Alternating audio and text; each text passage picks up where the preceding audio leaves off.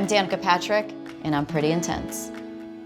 What made you come to New York? Very simple. My chef, my mentor, and I don't know how it was in your world coming up, but you have your chef, you have your mentor, and that person is everything for you. Like there is, because it's not like college, like our path is not like you go to college and then you go to grad. Same thing in racing. Yeah, it's not like you go here, here, here. You either made it or you didn't. Yeah, exactly, you know, like right? That's totally right. It's very subjective. Yes. So when this person, which I really admired, and he was very pivotal and helpful to me in many ways, he just said to me, listen, you got to go with me to Nice, to southern part of France. We're opening a place. And I said, chef, I can't. It's like, I got to go home and I got to do my own thing. And I want to eventually open my own restaurant. And I'm 23 at the time.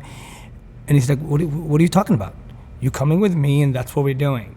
What's the issue? It's like, actually, I pushed back. It's like I was really nervous about this.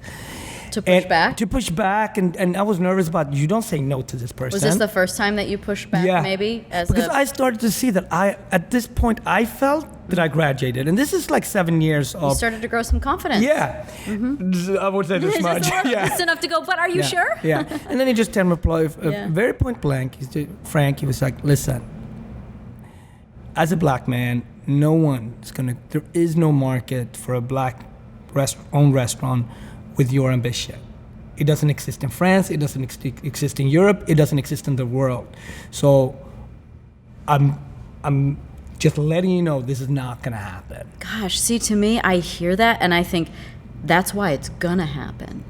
Yeah. I wish you were with me in 1994 at that place because I would have needed you. Because what makes you different is what makes you stand out. You'll never be like someone else, so you have to find a way to stand out. I'm like total living proof of that. So so then what happened? You are completely, absolutely, you are absolutely. You got to do the job, Yeah. of course, which you know, but it was hard. You did. But so then what did you do?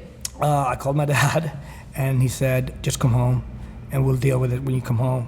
Back to Sweden? Yeah, back to Sweden. And not like he had a plan, but he would take me 2 days, whatever, to get home. And he said, when I came home, pretty much, he said, you going to New York? Do you know anyone in New York? I said, yeah, I know this one guy. It's like, you going to New York? And I was like, why? It's like, here's the reason why. And it's typical my dad, like, logic, illogic, whatever. It's like, they chose a black mayor in New York. And if New Yorkers could choose a black mayor, then one day we'll support a black-owned restaurant. That's it. Figure it out after that. That's it. That was the only piece of advice. Go. Sometimes you just need simple advice. Yes. Did you believe him? I did. I mean, you got to hold on. You created a space that wasn't there, right? Yeah. Well, I believed. For no good reason. Yeah. Like when I came back from England, we said I lived in England for 3 years. I came back, I left halfway through a season, came home, didn't have a ride that year, the rest of the year, didn't have a ride almost the whole of the year after that. I was 19 and 20 years old. Like I'm supposed to be making it to the bigs by this, like transitioning, and I've had no job. But for some reason, I really, really believed it was all gonna work. That's it.